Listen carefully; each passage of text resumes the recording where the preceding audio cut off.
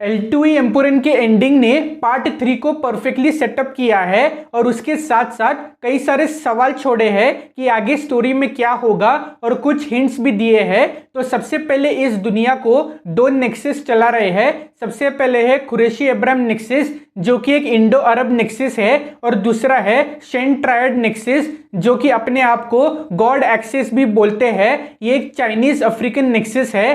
Shane triad का leader के character को प्ले कर रहा है रिक यून और मूवी में बोला गया है कि शेन ट्रायड कुरैशी से भी ज्यादा बड़ा और पावरफुल है और जिस कबूका कार्टेल को कुरैशी ने खत्म किया था वो शेन ट्रायड का ही हिस्सा था। एंड रॉबर्ट मकाती का कैरेक्टर कबूका एंड शेन ट्रायड का सीक्रेट एजेंट था फ्रॉम इंटरपोल जिसको कुरैशी ने मार दिया था। कबूका कार्टेल का हेड ने बोला था कि गोल्ड एंड डायमंड्स कुरैशी के अंडर होगा and arms and ammunition and drugs कबूका कार्टेल के अंडर होगा यानी शेन ट्रायड के अंडर होगा। लेकिन ड्रग्स पे कोई समझौता नहीं हुआ था एंड कुरैशी ड्रग्स स्मगलिंग के सख्त खिलाफ है। तो शेन ट्रायड ने बोरिस को मार दिया जो कि एक MI6 एजेंट था और सीक्रेटली कुरैशी अब्राहम के लिए काम करता था। इससे उन्होंने रॉबर्ट का बदला लिया और कबूका को मारने के लिए उन्होंने टोविनो थॉमस के कैरेक्टर जतिन रामदास को हेलीकॉप्टर बॉम्ब ब्लास्ट में उड़ा दिया। और यहाँ पर यह फिक्स होता है कि पार्ट 3 में आपको Qureshi Abraham nexus versus Shane triad nexus देखने मिलने वाला है और पार्ट 3 का टाइटल रखा गया है L3 the beginning. And Shane triad का लीडर अपने आदमियों से बोलता है कि मुझे अब्राहम कुरैशी के बारे में सब जानना है, उसका पास्ट एंड प्रेजेंट के बारे में कि वो कौन है और कहां से आया है। और फिर हमको 1981 बॉम्बे का सीन दिखाया जाता है जहां पर जवान अब्राहम कुरैशी लड़ रहा है गुंडों से और कुरैशी के यंगर वर्जन को प्ले कर रहा है Pranav Mohanlal the son of Mohanlal. तो इससे यह कंफर्म होता है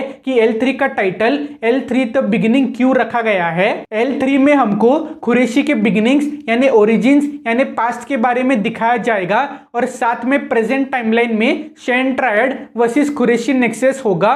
उसके बाद फिल्म के एंड क्रेडिट्स में न्यूज़पेपर कटआउट्स में बहुत सारा इंफॉर्मेशन छुपा हुआ था जैसे कि ब्रिटिश इंटेलिजेंस सर्विस ने रॉ को अलर्ट किया है कि शेन ट्रायड इंडिया के मेजर लोकेशंस पे अटैक करने वाला है। सेंट्रल अफ्रीका में उनकी बैटल शुरू हो गई है। शेन ट्रायड ने कुरैशी नेक्सस के लैटिन अमेरिकन लोकेशंस पे अटैक किया और उनको अपने कब्जे में ले लिया।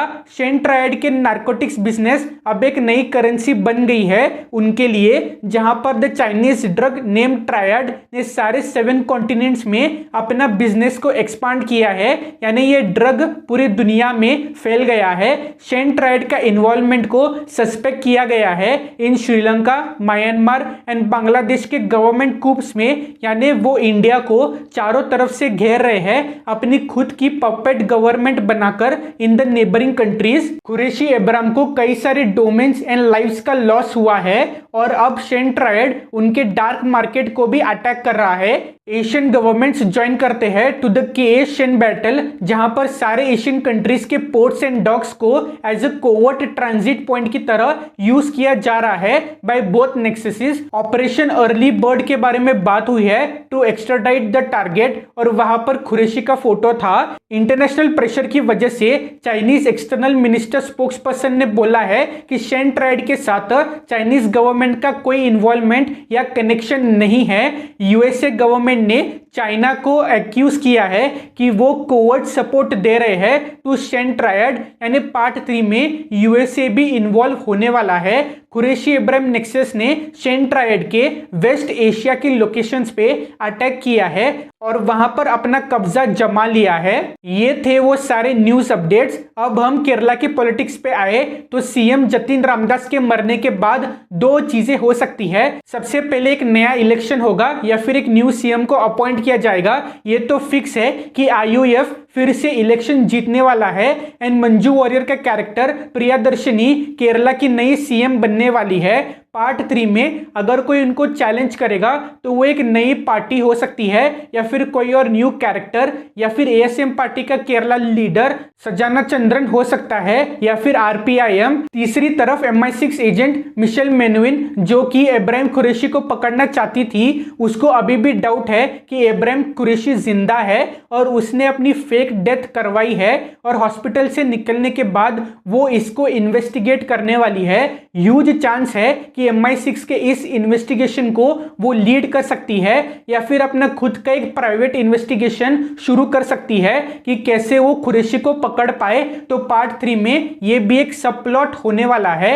L2A एम्पुरन में गोवर्धन कुरैशी के साइड था, लेकिन पार्ट 3 में क्या वो अपनी इन्वेस्टिगेशन को कंटिन्यू करेगा कुरैशी के बारे में जानने के लिए, या फिर वो फिर से कुरैशी का ही साथ देगा to get information on Shane triad, क्योंकि सिर्फ गोवर्धन कुरैशी एंड MI6 को शेन ट्रायड के बारे में पता था। और जब गोवर्धन वो पेन ड्राइव चेक कर रहा था, वहां पर एक न्यूज आर्टिकल में लिखा हुआ था कि south American drug cartel India में आना चाहता है। अब ये न्यूज पुरानी भी हो सकती है और इब्राहिम कुरैशी ने इससे डील भी कर लिया होगा, या फिर पार्ट 3 के लिए ये एक सब प्लॉट हो सकता है। जिस बंदे ने कार्तिक को कार में मारा था क्लाइमैक्स में, ये कुरैशी गैंग का ही मेंबर है। इसको हम पार्ट 3 में फिर से देख सकते हैं इन एन इंपॉर्टेंट रोल। और NPT न्यूज चैनल भी एक सरप्राइज ट्विस्ट ला सकता है पार्ट 3 में। इनके ऊपर भी नजर रखनी होगी, क्योंकि इनके लास्ट सीन में हम उनके फीमेल एंकर को गुस्से में एंड फ्रस्ट्रेटेड देखते हैं in front of the live news. तो ये सारे पॉसिबिलिटीज है L3 द बिगिनिंग मूवी के लिए। और अगर मैंने कुछ मिस कर दिया है और आपके क्या थ्योरीज है, कमेंट्स में लिख के जरूर बताइएगा फॉर L3 द बिगिनिंग। इस वीडियो को लाइक और शेयर करें और लोगों के साथ, तो चैनल को जरूर सब्सक्राइब करें ऐसे और वीडियोस देखने के लिए। और यहाँ पे आप हमारी लेटेस्ट वीडियो देख सकते हैं। So thank you for watching, see you again in the next video.